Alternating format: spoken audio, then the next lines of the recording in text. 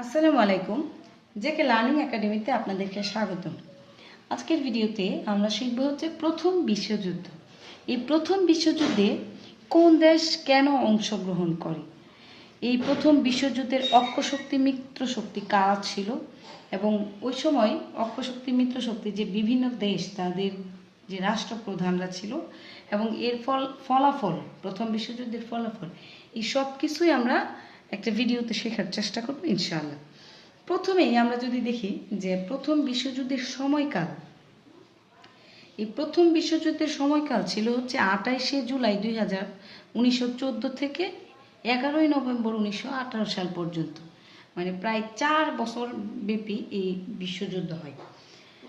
আর এটি ছিল যে এই ভয়াবহ যুদ্ধটি মহাযুদ্ধ অথবা গ্রেট ওয়ার নামে পরিচিত ছিল। তাহলে এই প্রথম বিশ্বযুদ্ধের আরেক নাম যদি আমরা বলি যে মহাযুদ্ধ অথবা গ্রেট ওয়ার, অথবা হচ্ছে war of the nations, war of the nations, এই সবগুলি হচ্ছে প্রথম বিশ্বযুদ্ধের নাম যদি আমরা বলি।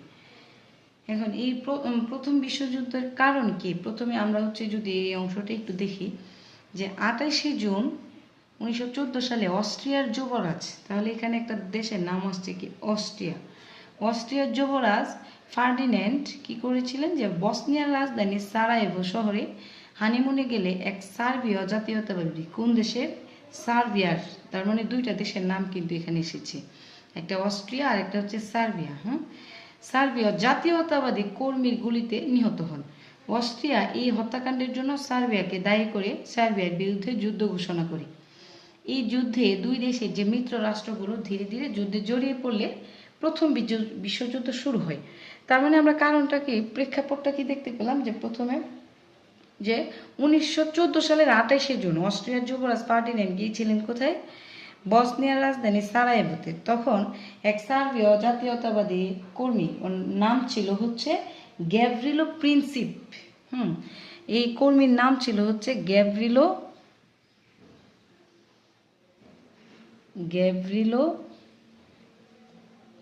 প্রিন্সিপ। এই গ্যাভ্রিলো প্রিন্সিপের গুলিতে এই যুবরাজ এবং যুবরাজের স্ত্রী দুইজনই নিহত হন।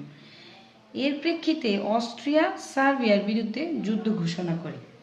পরবর্তীতে ক্রমান্বয়ে হচ্ছে যে অস্ট্রিয়ার বন্ধু রাষ্ট্রগুলো অস্ট্রিয়ার পক্ষে এবং সার্বিয়ার যে বন্ধু রাষ্ট্রগুলো বা মিত্র রাষ্ট্রগুলো তাদের পক্ষে যুদ্ধ শুরু করে। এটা ক্রমে হচ্ছে এই বিশ্বযুদ্ধে পরিণত হয়। এরপর হচ্ছে আমরা যদি দেখি অক্ষশক্তি আর মিত্রশক্তি। প্রথমেই আমরা একটা জিনিস বলবো যে অক্ষশক্তি বলতে আমরা কি বুঝি, যে পক্ষ আগে যুদ্ধ শুরু করে এটাকে বলা হয় হচ্ছে অক্ষশক্তি। তার মানে দুইজনের মধ্যে যদি ঝগড়া শুরু হয়, এখানেও কিন্তু অক্ষশক্তি মিত্রশক্তি রয়েছে। যে প্রথমে ঝগড়াটা শুরু করছে সে কিন্তু অক্ষশক্তি। তার মানে কি, অক্ষশক্তি মিত্রশক্তি হওয়ার জন্য বিশ্বযুদ্ধের দরকার লাগে না, যে কোনো যুদ্ধ বা দরকার ঝগড়ার মধ্যেও কি অক্ষশক্তি মিত্রশক্তি থাকে। অক্ষশক্তি হচ্ছে যে প্রথমে যুদ্ধ শুরু করে, সে হচ্ছে অক্ষশক্তি। এখন প্রথমে যুদ্ধ শুরু করছে হচ্ছে অস্ট্রিয়া। কে শুরু করছে প্রথম? অস্ট্রিয়া কার বিরুদ্ধে যুদ্ধ ঘোষণা করেছিল? সার্বিয়ার বিরুদ্ধে। এর পরবর্তীতে অস্ট্রিয়া যখন সার্বিয়াকে আক্রমণ করলে রাশিয়ার রুশভাষী কিছু স্লাভ অথবা সার্ব জাতিকে রক্ষা করার জন্য এই রাশিয়া কি করে? সার্বিয়ার সাথে যুদ্ধে জড়িয়ে পড়ে। এরপরে হচ্ছে এদিক থেকে হচ্ছে জার্মানি, যে তখনকার সময় মৈত্রী জোটের শর্ত অনুযায়ী অস্ট্রিয়াকে 1914 সালের 1 আগস্ট এই জার্মানি অস্ট্রিয়াকে সমর্থন করে। পরবর্তীতে এই অটোমান সাম্রাজ্য বলতে কিন্তু বোঝায় মূলত তুরস্ক।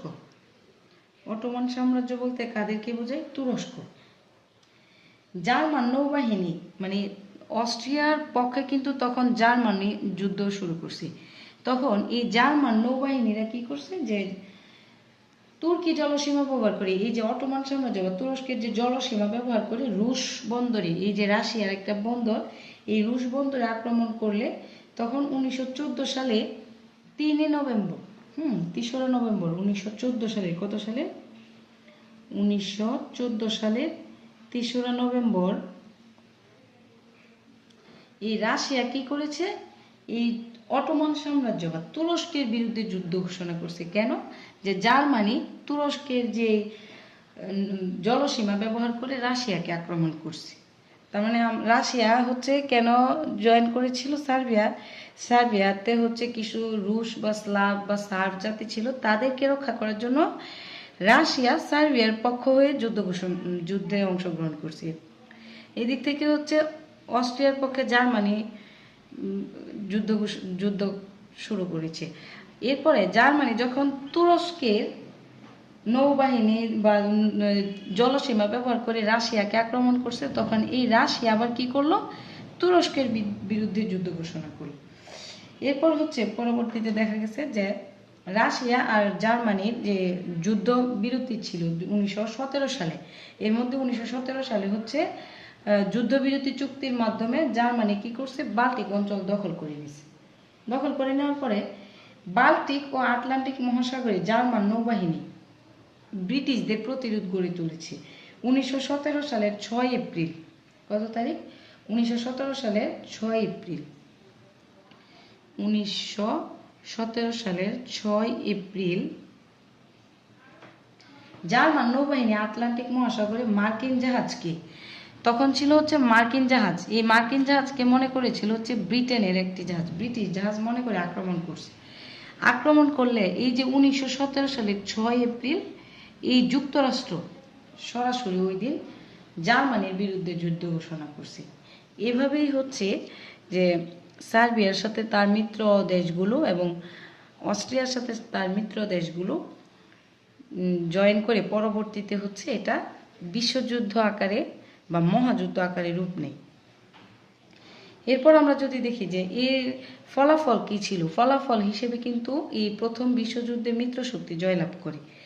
এখন আমরা যদি দেখি যে এই দেশগুলোর তৎকালীন সময় প্রধান কে ছিলেন, যেমন অক্ষ শক্তির অস্ট্রিয়া, অস্ট্রিয়ার তখন প্রধান ছিলেন হচ্ছে যে সম্রাট ফ্রান্স জোসেফ, আর জার্মানির প্রধান ছিলেন হচ্ছে সম্রাট দ্বিতীয় উইলিয়াম। জার্মানির প্রধান কে ছিলেন? সম্রাট দ্বিতীয় উইলিয়াম অক্ষশক্তির পক্ষে। এরপর হচ্ছে রাশিয়ার যার ছিলেন হচ্ছেন দ্বিতীয় নিকোলাস। ব্রিটেনের প্রধানমন্ত্রী তখন ছিলেন হচ্ছে লয়েড জর্জ। ব্রিটেনের প্রধানমন্ত্রী কে ছিলেন? Lloyd George. আর রাজা ছিলেন হচ্ছে পঞ্চম জর্জ। ব্রিটেনের রাজা লয়েড জর্জ মানে হচ্ছে পঞ্চম জর্জ। এরপর হচ্ছে ফ্রান্সের ছিলেন হচ্ছে জর্জ ক্লোমেন্সো। জাপানের ছিলেন হচ্ছে জোসুহিতো। আর যুক্তরাষ্ট্রের ছিল হচ্ছে উড্রো উইলসন, প্রেসিডেন্ট ছিলেন উড্রো উইলসন। তার মানে এটা প্রশ্নে পরীক্ষায় আসতে পারে যে প্রথম বিশ্বযুদ্ধের সময় যুক্তরাষ্ট্রের প্রেসিডেন্ট কে ছিলেন? Woodrow Wilson. এর পরবর্তীতে হচ্ছে 1918 সালের 11 নভেম্বর এই প্রথম বিশ্বযুদ্ধের পরিসমাপ্তি ঘটে, যদিও পরবর্তীতে আনুষ্ঠানিক পরিসমাপ্তি হয় হচ্ছে 28 জুন 1919 সালে। আর এই প্রথম বিশ্বযুদ্ধে 1918 সালের 11 নভেম্বর জার্মানি আত্মসমর্পণ করে। আর মূলত হচ্ছে এই প্রথম বিশ্বযুদ্ধে যে প্রধান কারণ ছিল, এটা সাময়িকভাবে যদি অস্ট্রিয়া সার্বিয়ার কারণ হয়ে থাকে, প্রথম বিশ্বযুদ্ধের প্রধান কারণ ছিল হচ্ছে মূলত জার্মানদের যে উগ্র জাতীয়তাবাদ নীতি। এই জার্মানদের উগ্র জাতীয়তাবাদ নীতির কিন্তু প্রধান কারণ ছিল প্রথম বিশ্বযুদ্ধের। এর পরবর্তীতে দেখা গেছে এই বিশ্বযুদ্ধের ফলে প্রথম বিশ্বযুদ্ধের ফলাফল হিসেবে আমরা অনেকগুলো ঘটনা দেখতে পাই। যেমন যদি প্রথম বিশ্বযুদ্ধ না হতো, প্রথম বিশ্বযুদ্ধের পরে হচ্ছে রুশ বিপ্লব হয়, পরবর্তীতে হচ্ছে প্যারিস সম্মেলন চুক্তি হয়, 14 দফা ঘোষণা হয়, বেলফোর ঘোষণা হয়, ভার্সাই সন্ধি হয়, সেভার সন্ধি হয়, জাতিপুঞ্জ গঠন করে, অটোমান সাম্রাজ্যের পতন হয় তখন। তার মানে প্রথম বিশ্বযুদ্ধ না হলে এগুলোর কোনোটাই কিন্তু, এই ঘটনাগুলো কোনোটাই কিন্তু ঘটতো না। আর প্রথম বিশ্বযুদ্ধের পরিপ্রেক্ষিতেই কিন্তু পরবর্তীতে লিগ অফ নেশনসের গঠন করা হয় বা গঠিত হয়। তাহলে এই ছিল আমাদের আজকের ভিডিও। আসসালামু আলাইকুম, ধন্যবাদ সবাইকে।